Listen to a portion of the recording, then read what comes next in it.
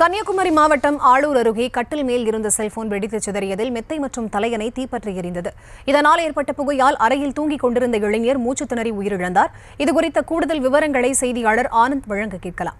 வணக்கம் ஆனந்த், இந்த சம்பவம் எப்போது நடந்தது? விவரங்கள். வணக்கம் ஃபைதா.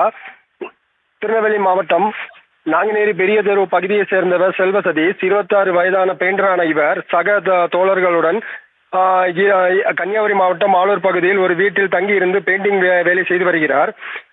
செவ்வாய்க்கிழமை இரவு பணி முடிந்து வீடு திரும்பிய நிலையில் மது போதையில் இருந்த செல்வ சதீஷ் மட்டும் வீட்டின் மாடி அறையில் உள்ள கட்டிலில் தூங்கியுள்ளார். மற்ற தொழிலாளிகள் கீழ் தளத்தில் உள்ள அறையில் வெளியே தூங்கியுள்ளனர். இந்த நிலையில் தூக்கத்தில் செல்வ சதீஷ் செல்போனை தலையணைக்கு அருகே வைத்திருந்ததாக கூறப்படும் நிலையில் இன்று காலை செல்வ சதீஷ் அறையை விட்டு வெளியே வராததை கண்டு சந்தேகமடைந்த சக தொழிலாளியான வெங்கடேஷ் என்பவர் அறைக்கு சென்று பார்த்தபோது செல்வ சதீஷ் தரையில் உயிரிழந்த நிலையில் சடலமாக கிடந்துள்ளார்.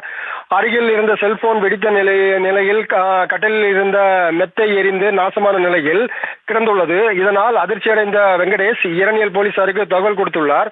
தகவல் அறிந்து வந்த போலீசார் தடயவியல் நிருபர் உதவியுடன் ஆய்வு மேற்கொண்டதில் செல்போன் வெடித்து அதிர்ச்சியில் கட்டிலில் இருந்து கீழே விழுந்த செல்வ சதீஷ் பின்னர் தலையணை மெத்தையில் பற்றி எரிந்த தீ கசிவுகளால் புகமூட்டம் எழுந்ததை தொடர்ந்து போதையில் இருந்ததாலும் அவர் மூச்சு திணறி பலியாகியிருக்கலாம் என சந்தேகம் அடைந்தனர். இதனையடுத்து இரணியல் போலீசார் அவருடைய சடலத்தை கைப்பற்றி பிரேத பரிசோதனைக்காக ஆசாரிப்பாளையம் மருத்துவக் கல்லூரிக்கு அனுப்பி வைத்து தற்போது தொடர்ந்து விசாரணையானது நடைபெற்று வருகிறது. ஃபரிதா, விவரங்களுக்கு நன்றி ஆனந்த். செய்திகளை உடனுக்குடனும் துல்லியமாகவும் தெரிந்து கொள்ள சப்ஸ்கிரைப் பண்ணுங்க.